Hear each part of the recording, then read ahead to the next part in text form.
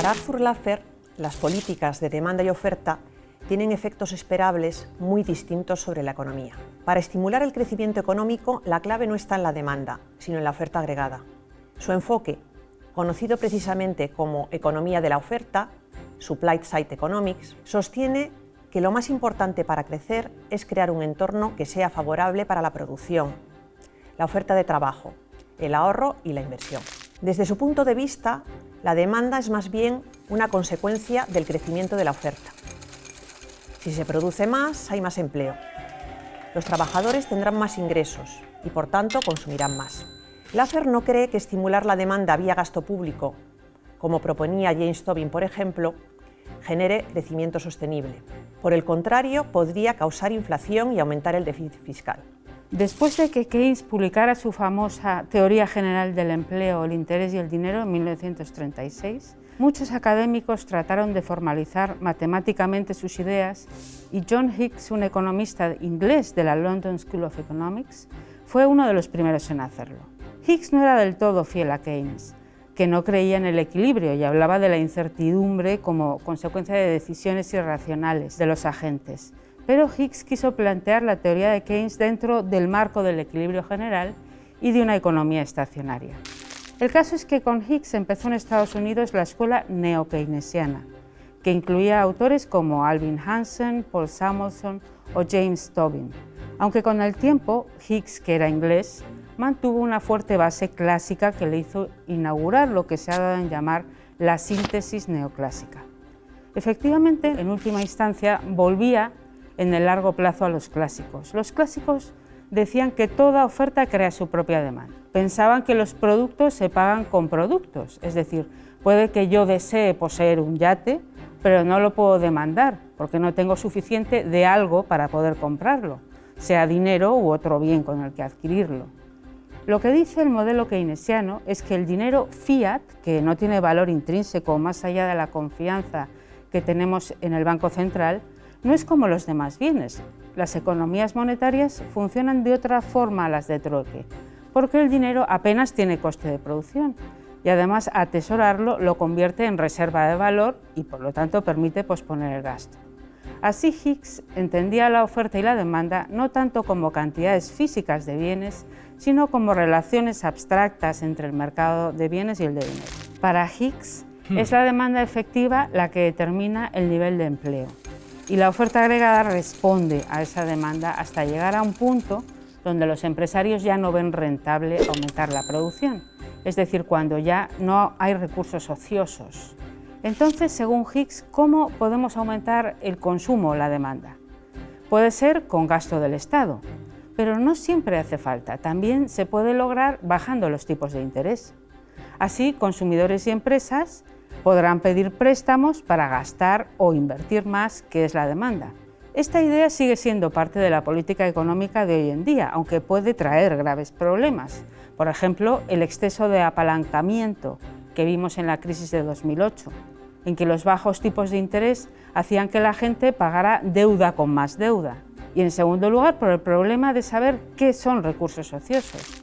porque no es lo mismo dar tiempo libre a los trabajadores que talar todos los árboles del Amazonas para construir yates a personas acaudaladas o darle a un niño sin recursos las oportunidades que merece. Por eso, John Kenneth Galbraith, también de tradición keynesiana, decía que tenemos que distinguir entre necesidades reales y artificiales, es decir, lo que antes se llamaba lujos. Además, dice Galbraith, tanto empresas como gobiernos nos empujan a gastar, por ejemplo, en armamento, generando inestabilidad y dependencia de unas decisiones en muchas ocasiones caprichosas.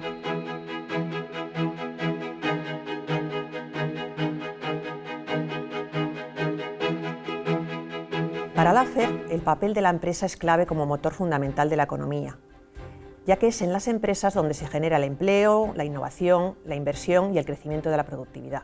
Cuando las empresas prosperan, también lo hace la sociedad en su conjunto. Por tanto, más que controlar su actividad, el Estado debería preocuparse por crear el entorno más adecuado para que las empresas puedan operar.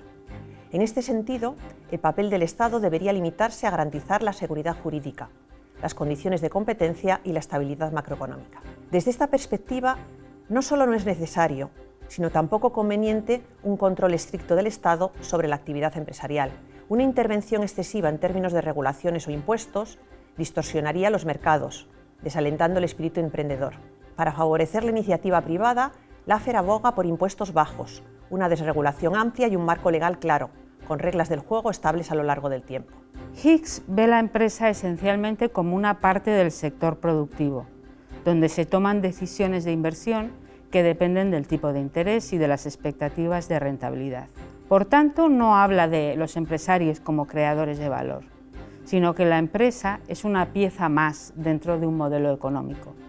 En su obra más conocida, Valor y Capital, publicada en 1939, Hicks hizo grandes aportaciones a la microeconomía, como separar el efecto renta del efecto sustitución, formalizar el concepto de elasticidad o las curvas de indiferencia. Pero para él la empresa es una función de producción que estudia con un análisis teórico de costos, de productos marginales, de condiciones de optimización en competencia perfecta.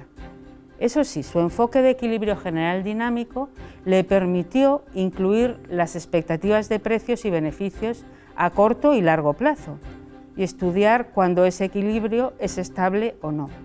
Es decir, el control de la actividad empresarial, según Hicks, va más en la línea de crear un entorno estable donde la gente pueda optimizar que de la iniciativa individual de los empresarios.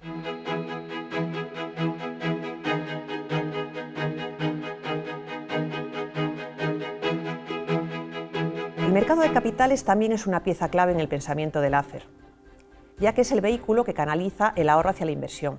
Por tanto, resulta fundamental para asignar recursos de manera eficiente en la economía. Un mercado de capitales eficiente permite que las empresas accedan a financiación para desarrollar sus actividades, lo que es especialmente importante para incentivar su innovación y aumentar su productividad.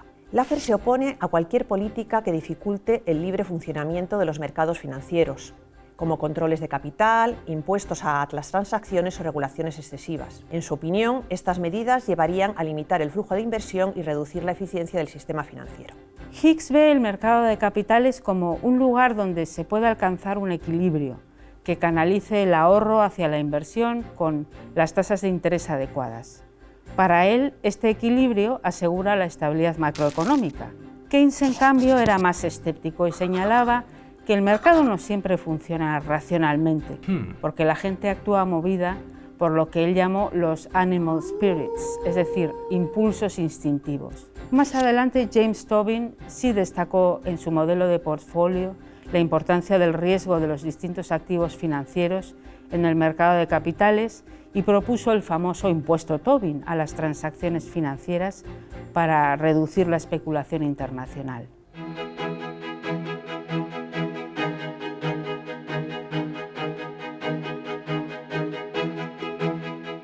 Laffer argumenta que el comportamiento de los agentes económicos, tanto consumidores como empresas, está profundamente influido por los incentivos.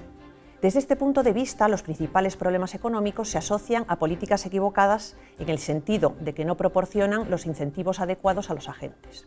En particular, Laffer pone el énfasis en los problemas derivados de una excesiva carga fiscal. Un sistema de impuestos excesivamente altos desincentiva el trabajo y la inversión. Esto no solo va a frenar el crecimiento, sino que también puede reducir la recaudación fiscal total, tal como explica con lo que se ha dado en llamar la curva de Laffer. Esta curva no es más que una representación gráfica de la relación esperada entre tipos impositivos y nivel de recaudación.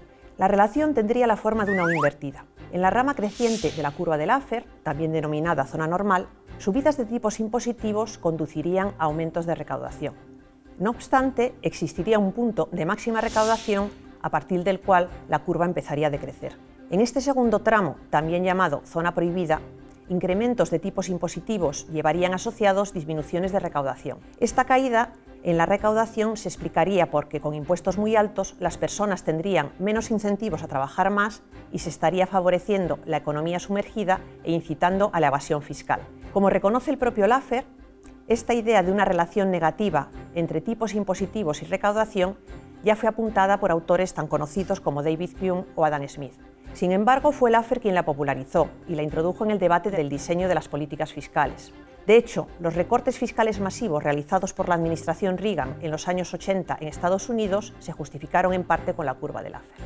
Para las teorías keynesianas, el mayor problema económico es el desempleo involuntario.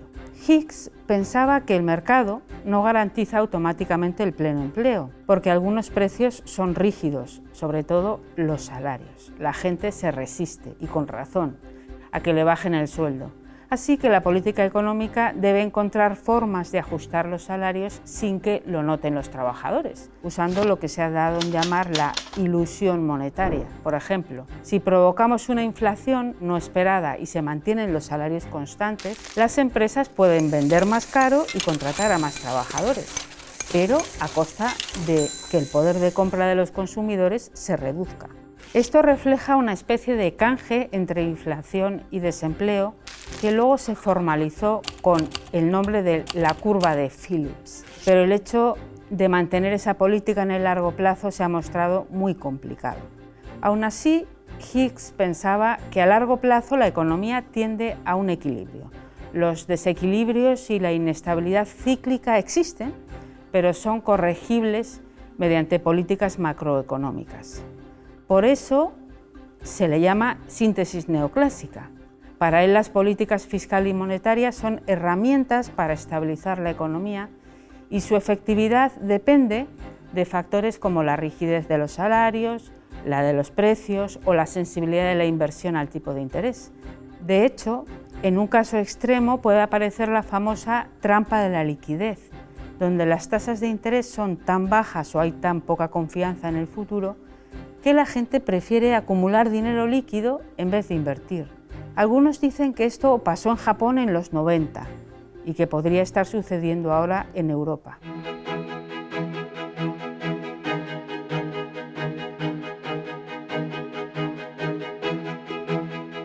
Laffer no cree en un Estado ausente, pero sí en uno centrado en crear las condiciones adecuadas para que los agentes económicos actúen libremente. Justificada a partir de la curva de Laffer, su propuesta clave de política es la reducción de impuestos, con lo que se aumentaría el empleo, se atraería la inversión y se promovería el crecimiento. En paralelo, propone simplificar el sistema tributario. Un sistema más simple y transparente también incentivaría una participación en la economía formal y reduciría la evasión fiscal. Otras políticas necesarias serían la desregulación y la disciplina monetaria. Por una parte, al desregular, eliminando trabas burocráticas que dificultan el emprendimiento y la competitividad, se fomentaría la inversión y el crecimiento. Por otra, para combatir la inflación, habría que evitar los déficits fiscales crónicos y los bancos centrales deberían enfocarse exclusivamente en lograr la estabilidad monetaria. Según Laffer, la inflación se origina básicamente por la excesiva creación de dinero por parte del Estado, por lo que rechaza de manera tajante la emisión destinada a financiar el gasto público. En lugar de recurrir a estas soluciones inflacionarias, propone ejercer un control estricto sobre el gasto, limitando aquellos programas que alimentan la ineficiencia o la dependencia. Para Hicks, si queremos evitar el desempleo involuntario, el Estado tiene que implementar políticas expansivas, es decir, por el lado fiscal, gastar más o reducir impuestos para que la gente gaste más, o con políticas monetarias que incrementen la cantidad de dinero y reduzcan la tasa de interés. No se trata de una intervención constante, sino de ajustes puntuales que estabilicen la economía. Ahora bien, ¿son estas políticas de demanda realmente efectivas? Voy a dar dos argumentos sencillos, uno a favor y otro en contra. A favor, podemos compararlo con el desarrollo infantil. Si un niño no recibe estimulación, es decir, poca demanda del entorno, según dicen los psicólogos, no tiene incentivo ni oportunidad para desarrollar el lenguaje o cualquier habilidad.